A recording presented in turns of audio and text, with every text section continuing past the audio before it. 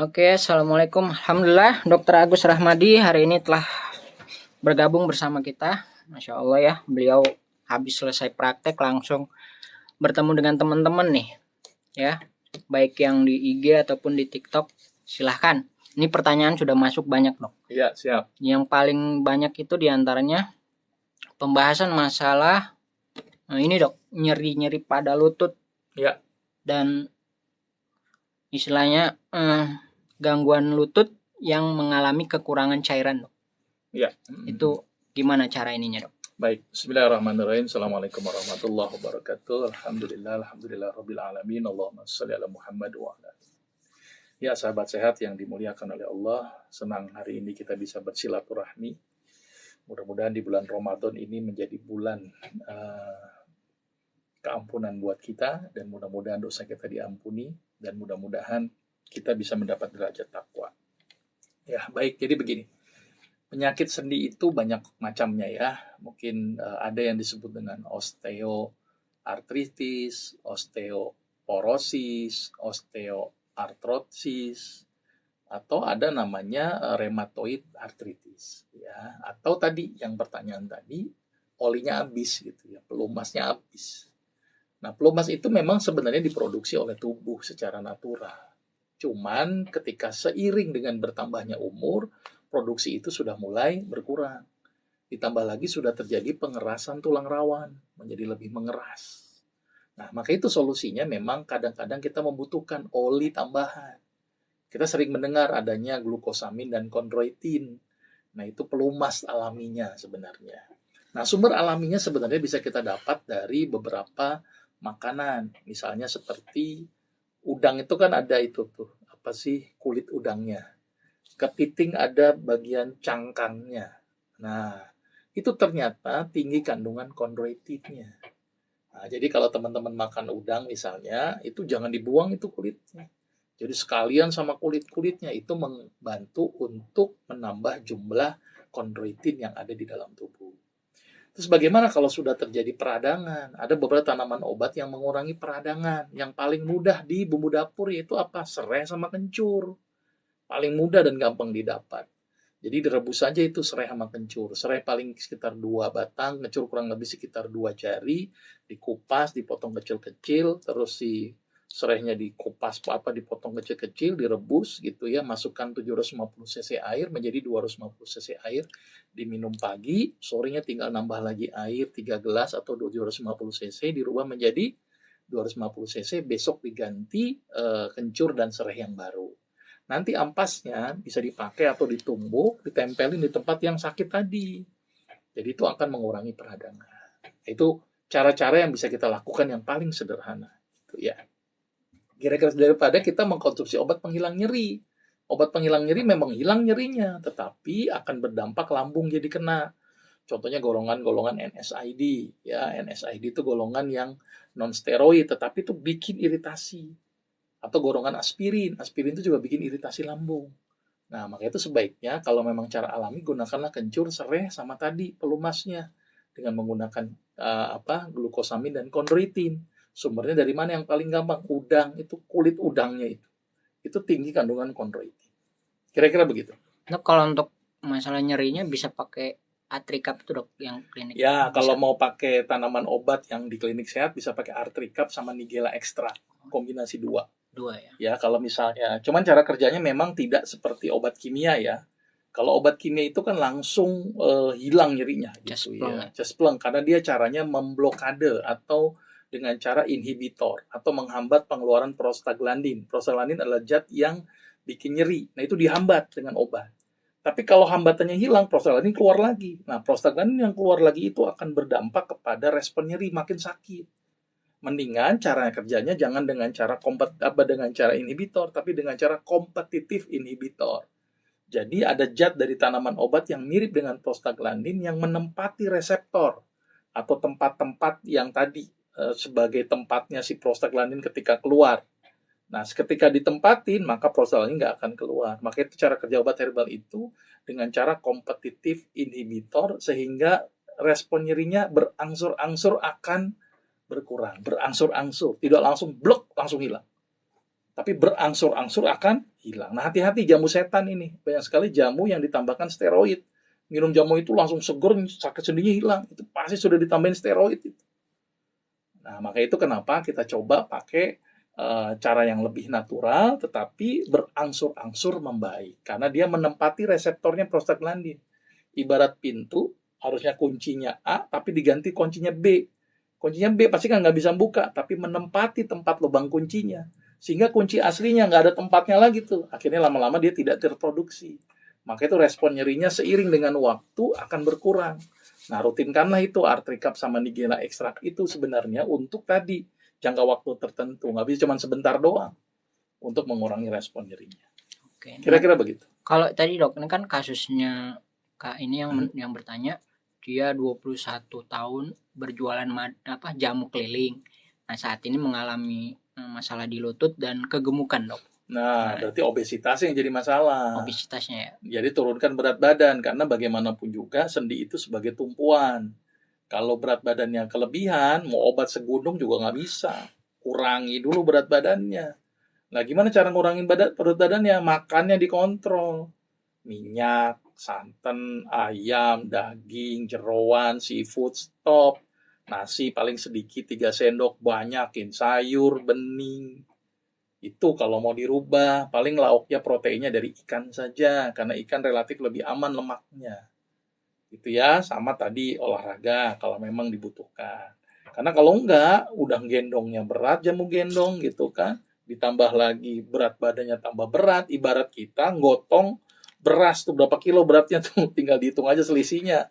Kalau misalnya berat badannya, tinggi badannya 170 misalnya atau 160, berarti harus sekitar 60 sampai 70 kilo. Nah, terus tiba-tiba kita beratnya menjadi 90, berarti seolah-olah kita membawa beras 20 kilo. Bisa dibayangin setiap hari bawa beras 20 kilo, kelenger tuh. Ya, maka itu kenapa penting berat badan tuh untuk si sendinya nggak makin nopang. Jelas ya? Oke, apalagi tukang jamu tuh enak, obat jamunya kencur sama sereh tuh. Dibikin coba formulasinya tukang jamunya tuh. Ya, cuman nanti aturan dosisnya aja yang harus disesuaikan. Oke. Ya. Jadi kegemukannya yang bermasalah ya, dok? Iya, jangan sendinya disalahin mulu. Gemuknya ini yang menjadi masalah. Oke, jadi berat badannya diturun nih, Kak. Ya. Oke, kita lanjut, dok. Dok, ini dok, untuk mengatasi luka karena sebab diabetes di telapak kaki. Wah, lama itu memang. Harus perawatan luka dengan benar itu. Tetapi sekali lagi gulanya harus normal dulu. Normalin gulanya, setelah normal, maka diobati dengan cara-cara yang benar ya. Karena kadang-kadang kalau perawatan luka nggak benar, itu lama-lama timbul gangren. Kalau gangren mau nggak mau diamputasi.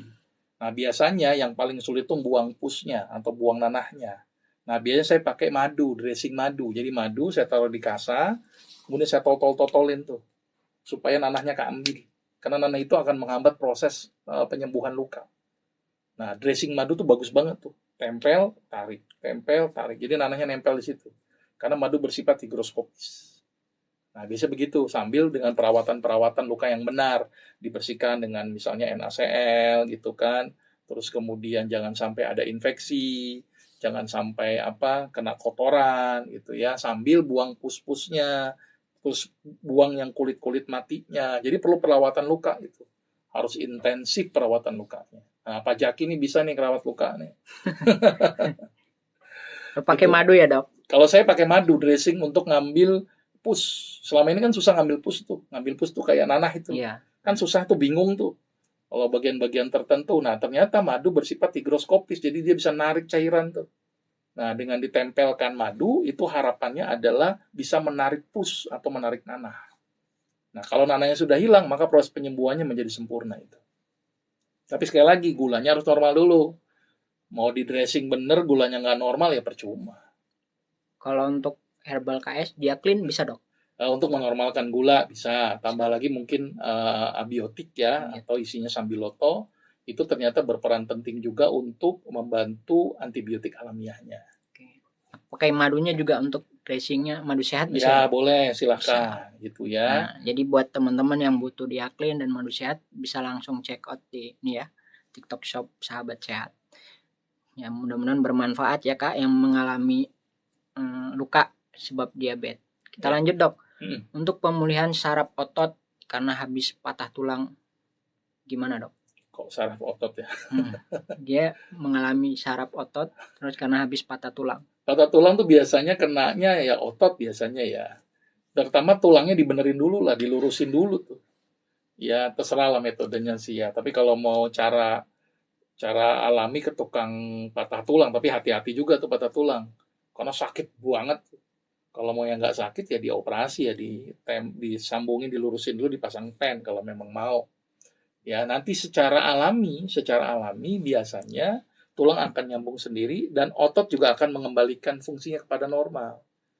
Nah, kalau asupannya untuk memperbaiki otot, ingat otot itu butuh protein, otot itu juga butuh kalium untuk kontraksi. Maka asupan protein ini penting, asupan kalium juga penting. Jadi kalau pengen pemulihan otot biar cepat, saran saya protein yang paling aman adalah ikan gabus. Ikan gabus ini keren banget. Dia mengandung golongan protein namanya albumin. Nah, albumin ini ternyata sangat bagus untuk membantu proses penyembuhan luka. Luka apapun diperbaiki dengan itu. Ya, kalau produk klinik sehatnya ada namanya pitobumin ya. Terus kemudian tadi kalium. Nah, sumber kalium yang paling bagus kurma, pisang, alpukat. Nah, itu membantu proses penyembuhan untuk ototnya. Kalau tulang, kalau pengen cepet ya susur kalsium diperbanyak dan yang paling aman adalah dari kalsium susu, kemudian kena sinar matahari. Nah, itu akan memperbaiki fungsi ketahanan dari tulang itu sendiri. Lanjut ya dok. Ya. Ini setelah vaksin kedua kaki merasa panas, kebas, dan ngilu. Herbalnya apa dok? Dilihat dulu apakah gara-gara vaksinnya atau gara-gara penyakit yang lain. Kalau ternyata kebasnya karena kekentalan darah, ya berarti hasil obat pengencer darah gitu kan. Jadi pastikan dulu nih kebasnya gara-gara apa. Ya baru kita tepat nih herbalnya. Kalau kebasnya gara-gara kolesterol ya turunkan kolesterolnya. Kalau kebasnya gara-gara kekentalan darah, encerkan darahnya. Kalau kebasnya gara-gara diabetes, maka turunkan gulanya. Nah, jadi tergantung kebasnya gara-gara apa. Jangan-jangan bukan gara-gara vaksin, tetapi gara-gara penyakit yang kita tidak deteksi. Begitu. Jadi kebas juga bisa karena diabetes, hipertensi, atau kolesterol juga dok? Bisa. Ya. Yang paling sering itu diabetes sama kolesterol sama kekentalan darah. Darah yang terlalu kental. Ya. Jadi untuk memastikan kebasnya itu cek lab. Cek lab apa dok? Cek lab dulu tadi misalnya diabetes, gula puasa, 2 jam pos puasa, kolesterol yang lengkap, LDL, HDL, triglycerid, sama INR atau agregasi trombosit. Dicek itu semuanya. Oke, ini dari Instagram ada, dok, terapi ozon apakah aman? Saya masih harus melihat lagi ya efektivitasnya ya. Tapi saya pernah mencoba tuh ya. Memang lebih segar saja sih ya. Tapi hati-hati artinya kalau tidak ditangani dengan yang profesional, nah itu akan berdampak buruk. Tapi efektivitas terapinya ini yang saya masih perlu belajar lagi, perlu saya baca lagi jurnalnya. Ya, jadi saya belum banyak mendalami banget tentang ozon. Dalam Islam diperbolehkan nggak? Selama itu barangnya halal tidak masalah ya. Ya, kalau halal ya. Kalau barangnya haram, maka ozon itu kan cuma begini doang. Darahnya diambil, terus dicampur dengan oksigen, dimasukin lagi kan, nggak ada masalah kan. Sama kayak transfusi darah. Transfusi darah gimana hukumnya ya? Sama dengan itu kan untuk kondisi-kondisi tertentu. Tetapi kalau misalnya untuk apa tujuan ozon? Kalau untuk kebugaran mungkin cara yang paling bagus coba aja yang paling sederhana, nggak harus ozon, misalnya olahraga gitu ya, makan yang sehat gitu ya. Ozon itu kan juga mahal dan tindakan invasif ya. Kalau salah penggunaannya atau salah dalam proses infusnya juga masalah. Ya, ini nggak tahu terapi ozon yang dimasuk seperti apa. Apakah begitu nggak? Kalau saya pernah terapi ozon itu tadi, darah saya diambil, terus kemudian dimasukin dalam satu tabung, kemudian diozonisasi, dikasih oksigen, kemudian dimasukin lagi. Ya, jadi kayak hampir sama dengan ngambil darah, masukin darah gitu. Kayak apa ya? Kayak cuci darah lah. Cuci darah begitu kan, ngeluarin darah, disaring, dimasukin lagi. Hukum cuci darah ya pasti nggak masalah ya dalam Islam ya. Kalau ini terapi pasdu itu gimana dok? Terapi fasdu saya jujur ya melihat hadisnya aja ini kok derajatnya ini kok nggak ada yang sahih ya. Saya melihat hadisnya ya. Tapi coba nanti kita cari lagi ya. Tapi buat saya daripada fasdu itu kan vena seksi kan. Jadi membuang darah melalui vena. Ya, venanya dirobek, kemudian dimocorkan di bagian vena-vena tepi. Nah, daripada repot-repot fasdu, resiko darahnya keluar nggak terkontrol, kontaminasi, mendingan donor darah aja. Donor darah itu juga sebenarnya fasdu sebenarnya. Cuman bedanya kalau donor darah kan diambil dari vena besar, kalau fasdu kan vena-vena yang kecil tuh di sini. Cuman resiko keluarnya darah tidak terkontrol, resiko kontaminasi dari darah yang keluar gitu kan. Buat hemat saya sih mendingan bekam. Bekam jelas hadisnya soheh gitu ya. Kalau fasdu saya nggak lihat ada yang soheh ya. Itu yang perlu dievaluasi gitu kan. Mendingan donor darah gitu. Fasdu sama dengan donor darah, lebih terukur gitu kan, lebih jelas gitu dan aman dan bermanfaat juga buat orang lain. Kalau mau yang paling hadisnya soalnya ya bekam. Kenapa nggak bekam saja? Bekam itu manfaatnya luar biasa ketimbang fasdu. Gitu ya. Oke. Baik dok, kita lanjut. Untuk sakit gigi herbalnya apa dok? Cengkeh sama serai sama garam. Rebus, kumurkan. Selebihnya tambal atau cabut. Cengkeh, serai, garam. Rebus. Kumurin sering mungkin. Atau kalau mau pakai minyak cengkeh, taruh kapas, tempelin di tempat yang bolong. Habis itu tambal. Kalau nggak tambal, cabut. Cengkeh, menggunakan cengkeh ya dok. Cengkeh, serai, garam. Cengkeh, serai, dan garam. Kalau untuk mengatasi telinga berdengung dok? Lihat penyebabnya dulu. Berdengung itu kan efeknya, denging gitu. Jangan-jangan ada gangguan di telinga, misalnya otitis media, atau ada gangguan di daerah tulangnya, ya kan. Jadi harus dicek dulu tuh. Karena gini, pengobatan itu harus jelas penyebabnya. Nah, yang kita obati adalah penyebabnya. Kalau ternyata penyebabnya kuman yang menyebabkan timbulnya infeksi di daerah telinga, maka kita hilangkan kumannya. Kalau ternyata penyebabnya misalnya gangguan hantaran saraf, maka sarafnya yang kita benarkan. Jadi dilihat penyebabnya terlebih dahulu. Lihat sebabnya dulu ya dok. Ya. Oke dok, ini dari Instagram. Mengalami nyeri sakit mulai persendian di pinggul sampai kaki. Sudah refleksi tapi tidak ada perubahan. Bagaimana mengatasinya dok? Rongsen di daerah lumbosakral. Daerah sini, rongsen. Kita lihat jangan-jangan ada saraf kejepit. Atau jangan-jangan ada pengapuran. Ya. Untuk memastikan itu ya di rongsen. Biar jelas.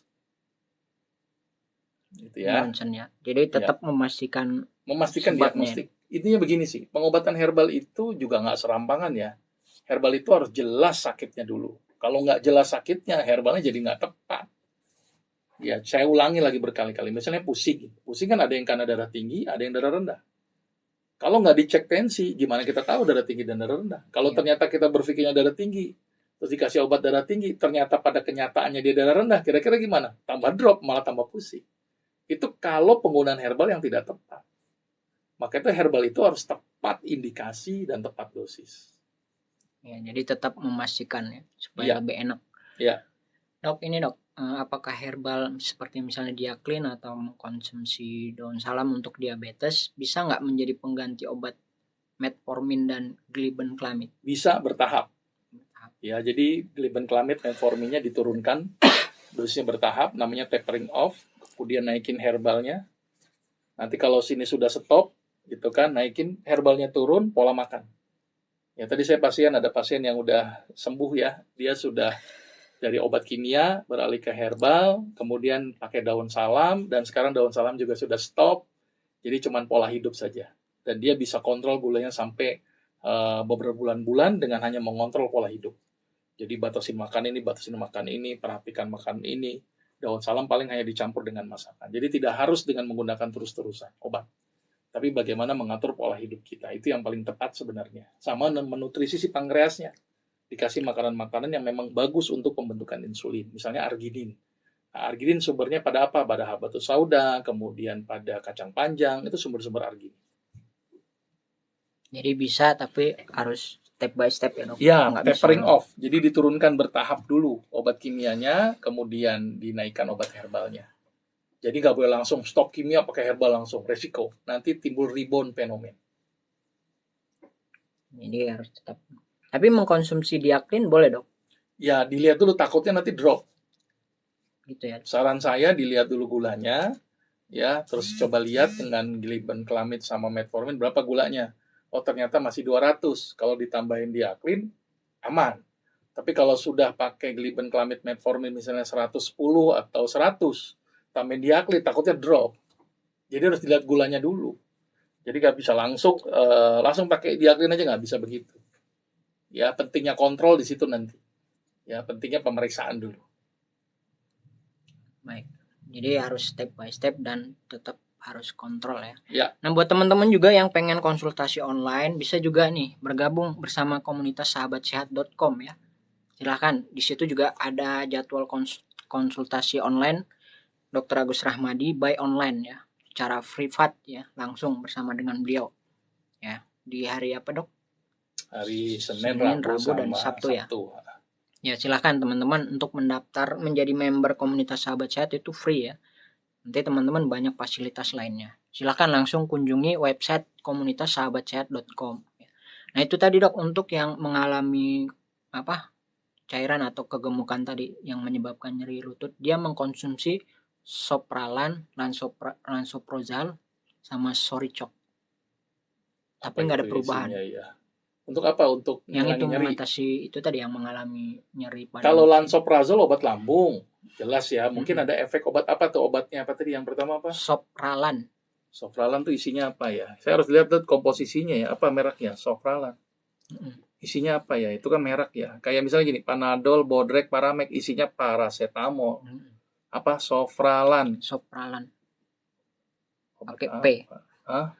Sopralan itu dok. Oh, sopralan itu lansoprazole. Lansoprazole itu obat lambung. Nah, terus apa lagi?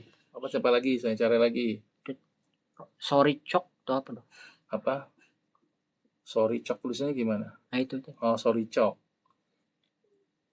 Sorichok itu isinya etorikosip. Oh, ini penghilang nyerinya.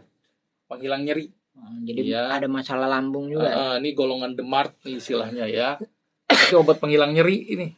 Jadi ya pasti kalau obatnya ini stop lagi pasti muncul lagi. Itu kan ini obat penghilang nyeri ternyata Sorichok betul. Ini obat penghilang nyeri. Mungkin coknya itu encok kali ya dok. Iya mungkin ya, tapi bahasanya Sorichok ya.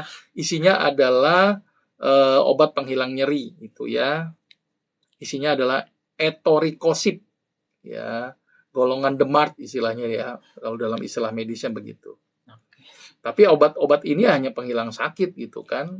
Cuman kadang-kadang efeknya bikin rasa mual di lambung gitu ya. Tidak nyaman, maka itu ditambah dengan lansoprazole tadi. Supaya lambungnya biar teramankan. Gitu. Ya, jadi dunia kedokteran begitu. Obat satu di counter dengan obat yang lain.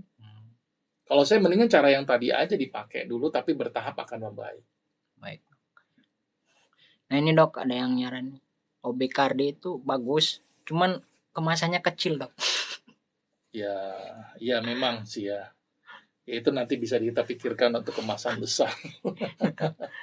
Tapi sekali lagi ya, pola hidup yang dipentingkan. Jadi gini, saya lebih mencondongkan kepada pola hidupnya dulu deh. Obat itu hanya menyertai saja.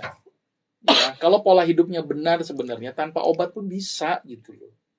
Ya cuman tadi bertahap, ya nggak bisa langsung. Tapi saya tekankan ke pola hidupnya dulu. Jelas ya? Untuk jantung bengkak apakah ada kapsulnya dok? Itu belum kita buat itu. Tapi bisa pakai OBKD dok? Bisa, cuma dosisnya aja nanti. Ya nanti kita buat kapsulnya nanti. Dok, kalau konsumsi kunyit dan temulawak aman nggak dok?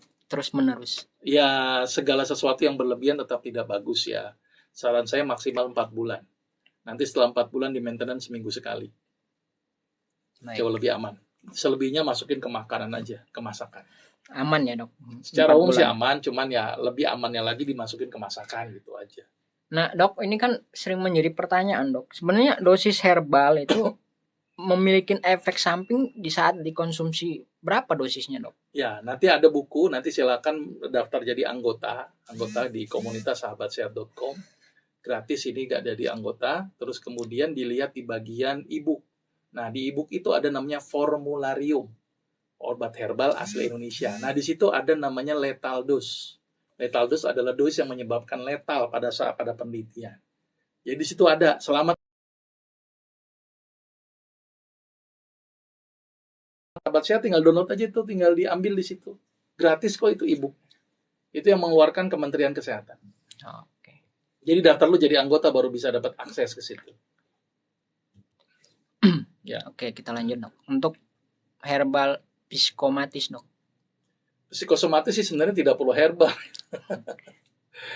Artinya bikin tenang saja. Paling kalau mau tanaman obatnya dikasih golongan obat yang meningkatkan neurotransmitter, misalnya kurma gitu ya. Kurma itu kan tinggi kandungan triptopan ya. Triptopan itu nanti akan dibuat untuk neurotransmitter. Jadi untuk bikin apa ya? Bikin mood seorang menjadi bagus. Coklat itu juga mengandung triptopan ya. Kalau memang untuk ke aspek mood ya. Tapi sebenarnya lebih banyak kepada aspek jiwa, manajemen jiwanya dulu.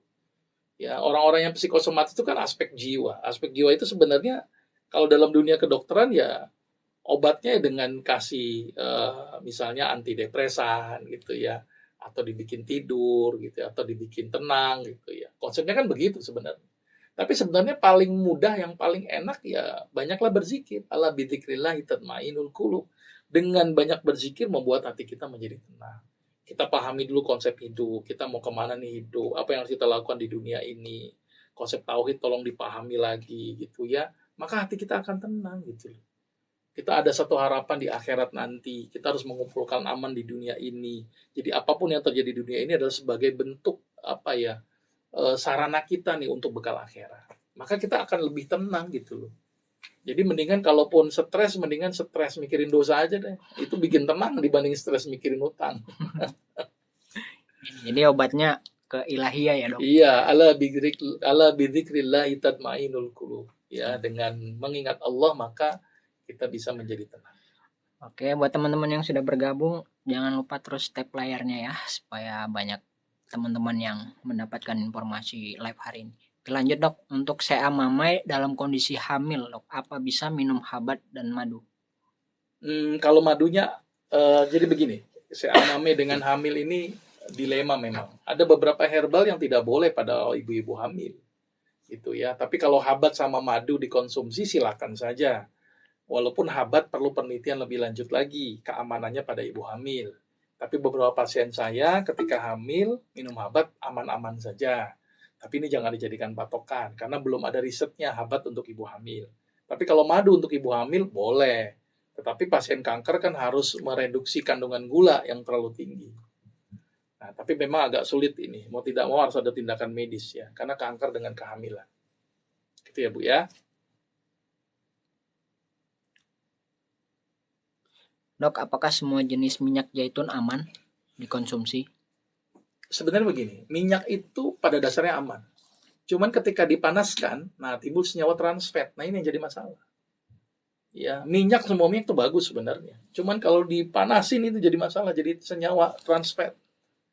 Makanya sebenarnya minyak zaitun penggunaannya kayak campur salad atau dimakan langsung gitu ya. Cuman apakah ada yang bagus apa enggak, wallah alam. Itu tergantung produsen masing-masing. Saya tidak tahu apa ada campuran atau ada apa gitu ya. Tapi yang pasti untuk yang minyak zaitun minum gitu ya, dan sebaiknya itu tidak digoreng gitu ya, tapi dicampur ke dalam makanan supaya aman, tidak menghasilkan senyawa trans fat. Tapi kalau dipakai buat menggoreng, Ya tadi, maka itu kan jadi senyawa trans fat jadinya. tapi masih lebih baik dari minyak goreng kan? Saya nggak bisa bilang lebih baik mana gitu ya, karena masing-masing punya kelebihan. Tapi kalau ada satu jurnal yang cukup menarik, VCO. VCO itu tidak menghasilkan trans fat. VCO ya. VCO itu tidak menghasilkan trans fat. Tapi kalau zaitun, ada beberapa yang lain itu dari penelitian yang saya baca menghasilkan trans fat ya. Tetapi kalau dibandingkan dengan minyak goreng, apakah lebih baik kalau setelah digoreng ya? Kita bicara setelah digoreng ya. Tapi kalau bicara dalam keadaan mentah, minyak zaitun paling bagus. Tapi kalau sudah dipanaskan, nah ini yang belum saya coba pahami lagi apakah timbul trans fat apa tidak. Tetapi jurnal yang saya baca yang tidak menimbulkan trans fat itu adalah yang VCO. Trans fat itu apa dok? Lemak jelek lah, lemak trans, yang itu bisa meningkatkan kadar LDL di dalam darah atau bisa menyebabkan aterosklerosis atau sumbatan pada dinding pembuluh darah. Intinya lemak jelek lah. Lemak trans itu lemak jelek, lemak yang teroksidasi. Jadi bisa merusak sel tubuh. Oke. Nah ini dok, kayaknya ibu Endang sakitnya banyak banget. Menderita diabetes, hipertiroid, dan hipertensi. Dan kalau duduk kakinya bengkak. Itu bagaimana dok? Perlu break satu persatu ya. Hipertiroidnya pasti pakai obat apa enggak. Terus kita lihat T3, T4, TSH-nya. Diabetesnya bagaimana, harus dilihat dulu. Hipertensinya juga harus dilihat dulu. Mungkin break satu persatu ya. Nanti gini, Ibu coba lihat materi saya di komunitas sahabatsehat.com, itu ada materi hipertensi. Nah, coba Ibu lihat dari materi itu atau di YouTube di komunitas sahabatsehat.com. Itu kan ada link YouTube-nya kan, komunitas sahabat sehat juga ada link YouTube-nya. Coba pelajari tentang hipertensi di situ. Pelajari juga tentang diabetes di situ. Untuk lebih jelasnya lagi. Pelajari juga tentang kanker di situ, nanti digabungin jadi satu. Gitu ya. Tiroid pun juga kita lihat apakah hipertiroid atau hipotiroid. Ini panjang ini kajiannya nanti. Ya. Panjang. Ya silakan buat Bu Endang bisa konsultasi langsung ya dengan bergabung dengan komunitas sahabatsehat.com. Nanti kalau mau konsultasi lebih intensif dan lebih eksklusif ya langsung di situ ya, Bu Endang. Karena lumayan ini pembahasannya. Ya, tapi lihat aja di YouTube dulu, itu tentang satu-satu kasus dulu, per kasus-kasus aja hipertensi. Lihat aja dulu YouTube-nya. Ya. Di YouTube komunitas sahabat sehat itu banyak pembahasannya, baik itu masalah nyeri ya dok. Iya. Masalah jantung, diabetes, hipertensi itu sudah lengkap. Sekitar pembahasan 1-2 jam. Nah, silakan teman-teman untuk dipahami dulu masalah-masalah tersebut dengan subscribe channel YouTube komunitas sahabat sehat. Dok, kalau misalnya untuk kolesterol dan diabetes aman nggak untuk dibekam? Tergantung kadar gulanya. Misalnya begini, kalau gulanya itu tinggi sekali dan sudah terjadi daerah yang namanya neuropati, resiko dibekam. Resikonya apa? Resikonya tadi bisa menyebabkan luka gangren. Maka itu hati-hati. Nah, sering tuh orang bilang kesemutan tuh darah kaki, nggak taunya diabetes, dibekam. Ternyata gulanya tinggi dan di situ sudah ada neuropati, lukanya susah sembuh. Nah, jadi pastikan dulu. Tapi kalau gulanya standar, tidak terlalu tinggi, terkontrol, terus tidak ada neuropati, daerah-daerah yang dibekam, itu insya Allah malah bagus dibekam. Gitu, bagus ya. Kalau kolesterol aman ya dok? Oh, kolesterol mah aman. Kolesterol mah aman. Diabetes aja yang harus diwaspadai. Malah bagus kolesterol itu dengan berbekam. Apalagi kombinasi bekam dan puasa Daud, wah itu keren sekali. Untuk kolesterolnya ya dok? Iya.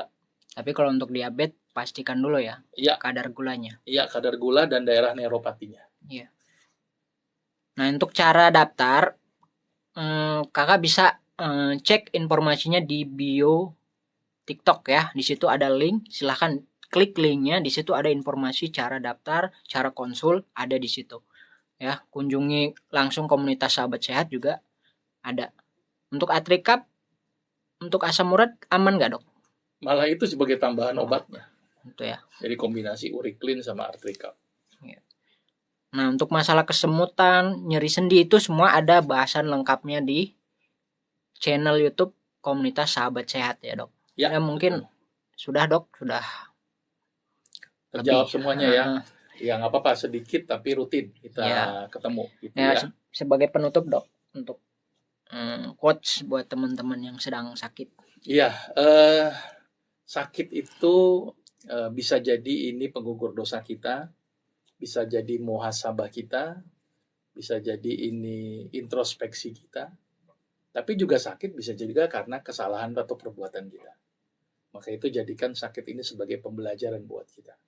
Ya, dan sakit ini pun juga jangan dikeluh kesahkan terlalu berlebihan. Ya, keluh kesah ada batasannya ya. Tapi yang paling penting adalah keikhlasan kita dalam menerima penyakit. Ketika kita ikhlas menerima penyakit dan kita bisa dekat dengan Allah, itu kunci untuk kesembuhan. Dan pastikan lagi kalau dengan penggunaan obat-obatan herbal itu, pastikan diagnosis yang tepat dan pastikan juga nanti untuk dosis yang tepat.